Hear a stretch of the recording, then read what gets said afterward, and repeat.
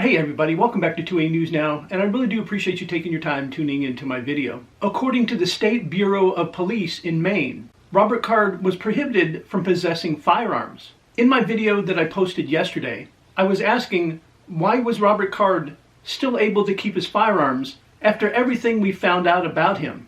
He was hearing voices in his head. He threatened to shoot up a military base, and he spent 2 weeks in a military facility before he was released. And according to his sister-in-law, Katie Card, she said the family reached out to the police and his Army Reserve base as they got increasingly concerned in the last few months. She said they reached out to make sure everyone was on the same page because he is someone that does gun training, and they were concerned about his mental health. And her husband went back and forth with the Army numerous times. So I mentioned that Robert Card spent 2 weeks in a mental health facility this summer.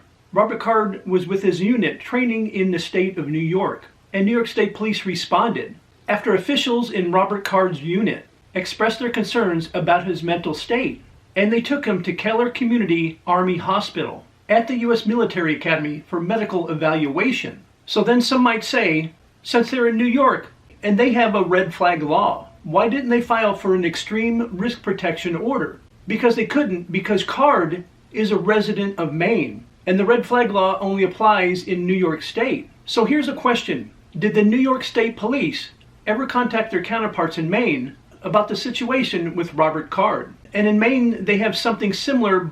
They have a yellow flag law. Richard Card most likely would have undergone another psychiatric evaluation. And if a mental health professional found reason to suspect he was in danger to himself or others, then the case would have gone before a judge. And this just puts the icing on the cake. According to the State Bureau of Investigation in Maine, Robert Card is categorized as federal firearms disqualified status, meaning he's not allowed to have guns, though it remains unclear what law barred him from possessing a firearm. A list of Maine residents that have had their weapons confiscated through the state's yellow flag laws do not appear to include anyone matching Robert Card. So let's put this all together. He was hearing voices in his head. He threatened to shoot up a military base. He spent 2 weeks at the Army's Medical Center at West Point in the mental health facility. The family reached out to police and his Army Reserve base, letting them know that they were concerned about Robert Card's mental health. And they just wanted to reach out to them to make sure everybody was on the same page.